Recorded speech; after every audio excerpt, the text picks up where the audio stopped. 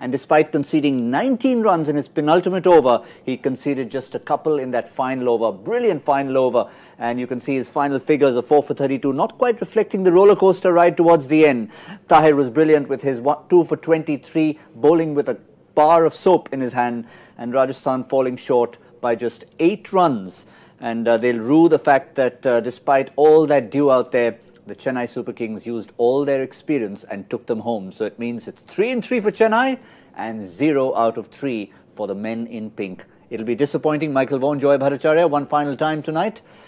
You really think Rajasthan Royals, despite the loss of those early wickets, should always have been in the hunt, given the fact that the opposition is bowling with a wet ball? Yeah, I think Rajasthan will look at all 3 games and they'll be in that dressing room very shortly thinking, you know, we could have won 3 out of 3. They've got close on 3 occasions. The start of the game, they were tremendous. Then they allowed MS Dhoni to get going at the end by some poor tactical manoeuvres, just losing a little bit of kind of calmness under pressure.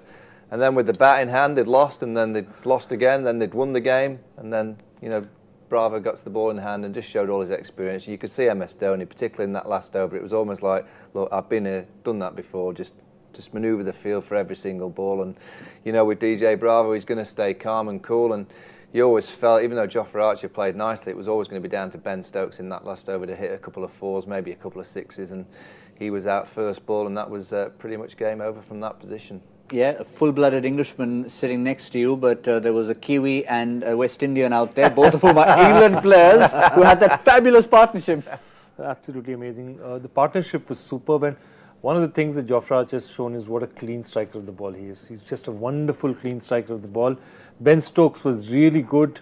They kept it together, and what was interesting was both were attacking because they really didn't have it, and they brought it down a lot. Actually, if you look at that ball where he hit the shot in the last over, it was 2 yards this way, that way, and it was a 4 and game on. They had just 12 in the last over. So he took them that close. I think one of the big problems these RR is facing is only 4 or 5 people are doing their jobs. So they're leaving off, you know, in every game there are at least 4 or 5 guys who are not performing at all. And I think that proportion is just too high. So you're coming close because somebody or the other, 2-3 guys are having a really good day, but the rest aren't doing enough for you to get over the line. I think the captain's had a poor day for Rajasthan. I think he got it wrong in the field. To only bowl 5 overs a spinner, you've got to think when Rajasthan were in the field, you know, there wasn't as much dew as there was in the second as it came towards the end of the Rajasthan fielding spell. So I don't think Ajinkya Rahane had a great night. The one positive for me is looking at Jofra Archer. He is a serious cricketer. 2 for 17, and with the bat in hand in the field, he took a great catch. Certainly will be in England's World Cup party. I have no question. He's in the 11 for me. And then I look further down the line, bowling with that kind of pace, batting with that kind of power and that kind of skill, he'll be close to getting an Ashes spot as well. And I know I mentioned the Chennai bowlers bowling with a wet ball, but the dew had already set in, and post the first innings, Jofra Archer said it's the worst conditions he's ever bowled in since Bangladesh. And I remember interviewing him in the Bangladesh Premier League, and first thing when I said well done on his 4 wickets, he said, you bathe every day? I said, yeah. You use soap? So that's what I bowl with, so better pat me on the back twice. No, absolutely. There was this beautiful piece of camera work where the ball was rolling towards the boundary, and it was literally like it was going through there's a whole stream of water following it out there. It was, I mean, the conditions were very difficult, which is why when a game ends in 4 hours and 15 minutes, then, you know, local WAG was saying that, you know, if it goes on for a super over, you should offer the odd crowd breakfast because that's what they need. But, you know, Matthew Hayden on commentary made a perfect point. Dew will play a factor. You know, in Chennai, dew will come in, particularly in the second innings. Why don't you practice with wet balls? So the night before, get a big bucket of water, dip the ball in the water, and because you can't have any excuses. This is an era of sport, cricket, all sport, that you've got to tick every box and you've got to prepare for every eventuality. So get the ball in the bucket of water and just bowl a few, because the night after that you're going to be playing the game, there's a fair chance that you'll be bowling second and you might have to bowl with that bar of soap. I can tell you, since you mentioned that, in the Caribbean Premier League, again, there was a day when there was an awful set of dew on the ground, and Sheldon Cottrell picked up 3 or 4 wickets, man of the match, and I did a full 6 or 7 minute segment with him about bowling with a wet ball, and he says after everyone's left, that's exactly what he does. 20 balls in a bucket, and he bowls at an empty net. And of course, all his military experience, it was almost like military training for him. He's the man with the salute. And then Joss Butler hit him for 6 and he went. But very interesting. Dooley, who will be here tomorrow, he actually asked Balaji this question during the match and said that, do you guys practice? And Balaji said, yeah, once in a while we do it, but yeah, obviously they don't take it as seriously as they should be, because that was a question Dooley also asked, that, since this seems to be the conditions that keep coming up, why don't you guys do it? Certain grounds, isn't it? Certain grounds. Absolutely. We know now from Chennai this evening that you go and play in Chennai, the dew's going to come in. Night before when you're practicing, just get a bucket of water, dip a few balls in, and just have a practice with it. So it can only help you. So when you get into that position, like Mitchell Stanton tonight, it looks like the first time he's ever bowled with a wet ball. Whether that was the pressure from playing in the IPL and the big stage, his first game in the tournament, only he can answer that, but certainly he was struggling with the wet ball. How good was Tahir with that? I mean, you could see with that wrist spin, every ball, there was not a single full toss or a half tracker. It's fascinating because, normally left-arm spinners or finger spinners have more control on the ball. And obviously, because here it's difficult to grip, they both went for more than 10 and over. So it was really important for Dhoni as a captain to have Tahir bowling his 4. And he managed to do it under these conditions very successfully. If I was analysing as looking at it as a coaching perspective, I'd look at someone like Chahar at the top of the list there. 4 overs and he's got 12 balls of dot balls. All right, he's bowled at the front when there's only 2 fielders outside of the circle, but I think that's what I'd be saying to the Rajasthan Royals. All right, we got close, but could we have just manoeuvred the ball into the gap? So when Chahar bowled a good ball, could we have just used our wrists or manoeuvred the ball in the gap to get a single? Just try and rotate the strike. 12 dot balls out of 4 overs. Half of the balls that you bowl dot ball, that's far too many. Tahir's also got the reward of the purple cap, but a quick one because we've been talking about Warner and Smith so much. Warner's gone straight into your 11 for the World Cup. Smith looked to struggle today, and the way he got out, you could see that could be the elbow. Yeah, well, I said it before the game that, I don't have a huge amount of concern for Steve Smith because I'm English, but, if I'm looking at it from an Australian perspective, that elbow, you only have to look at all the strapping around it. He's clearly not got an elbow that's 100%. He's clearly struggling hitting the ball down the ground. He's very good square of the wicket. He can kind of manoeuvre his wrists and kind of use the pace of the ball. He's always good on the pull shot. But hitting the ball down the ground is what you're going to require in the World Cup. And as I said before, if there was one aspect of the World Cup or the Ashes that Australia would prefer Steve Smith to be in, do they need Steve Smith in the World Cup? You could say yes. But could they do without Steve Smith in the World Cup? I would say yes, because of what they've done in the last 8 games. They've won 8 games on the bounce, so they've done okay without him. Could they do without him in the Ashes batting at number 4? I would say no. I don't think they'll have a chance without Steve Smith batting well for them in English conditions at number 4. If he's fit and firing for that, I think they've got a sniff of winning the Ashes. If he's not fit and firing in that middle order against the likes of Anderson and Broad, I don't think they've got a chance. Well, we've also got to unearth our NPL hero of the match. And, of course, have a look at that. It was that man himself.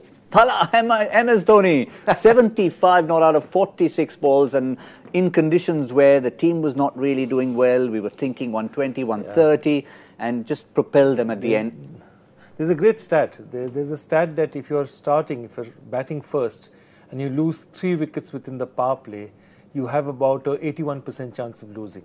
So to convert that into winning, to convert that to a 175, then captain his team and get to these conditions, it just shows you what a master player he is. Well, he also shows you that MS Dhoni wouldn't have a clue about those stats because he doesn't look at them. He doesn't have any team meetings, he doesn't read anything, he doesn't study anything other than the game that he's playing. Absolutely. So he goes out and thinks, right, we're 30 for 3, I'm in the 5th, what am I going to do?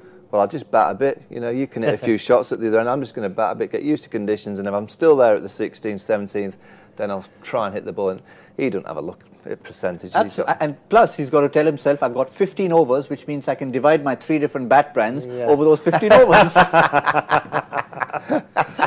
Well, what about our NPL super team hero? Let's find out who that is, because we've had a lot of people picking it, and our super team hero is Riaz Hussain. They all come with these photographs and those sunglasses on. Loving that. 426.5 points. The scoring is getting higher and higher. We have some days, of course, given that we've had a fairly high-scoring day, to say the least, today. So obviously you've got a few more points in the bag.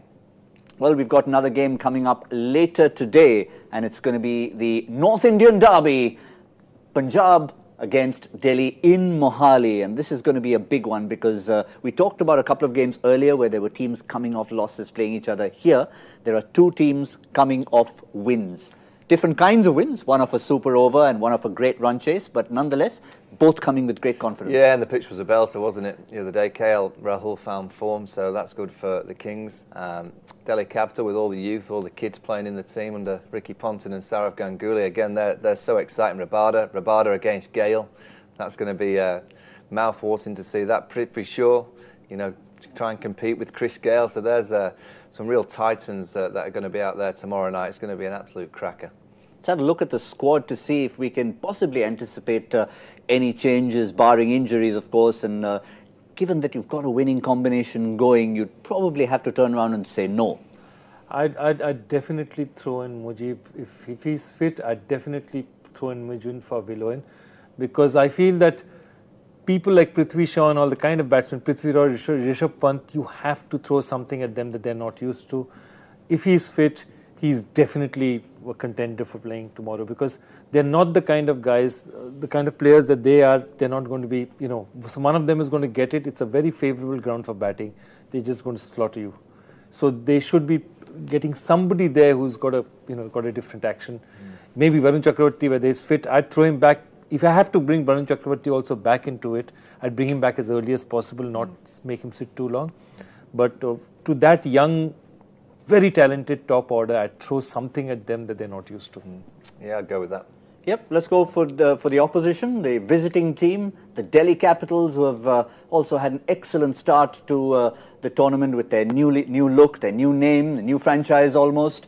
And again, we've seen almost everybody performing after they had to make 4 changes in the last game.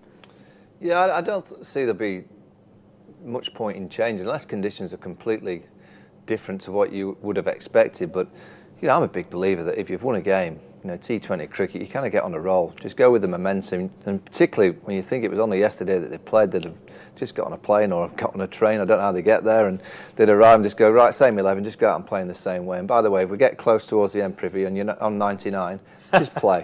Just play. See us over the line. Don't try and whack it into the stands. I know you're only young, and I know it's cool to do so, but just win the game first.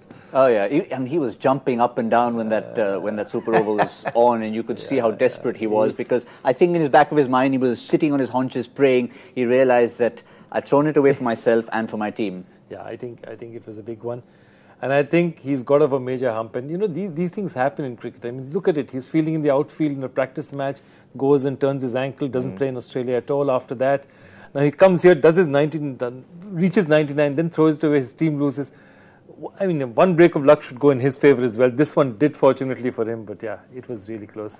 Also shows that after that particular victory in the Super Over, the Delhi Capitals are in the top half of the points table, which sees 2 teams with absolutely no points at all. That's the Royal Challengers Bangalore and the Rajasthan Royals today, who fell second best to the Chennai Super Kings. Chennai, of course, 3 out of 3, absolutely on top. And then we've got a cluster of teams on 4, separated just by net run rate. Well, separated by a distance, actually, when you look at the net run rate of the Sunrisers Hyderabad. But still, you'll have to say among the top 5, it's pretty close at the moment. Same old faces, isn't it? The senior kind of crew at the top, and then Mumbai just waiting down below just to kind of pouch later on in the tournament. Rajasthan.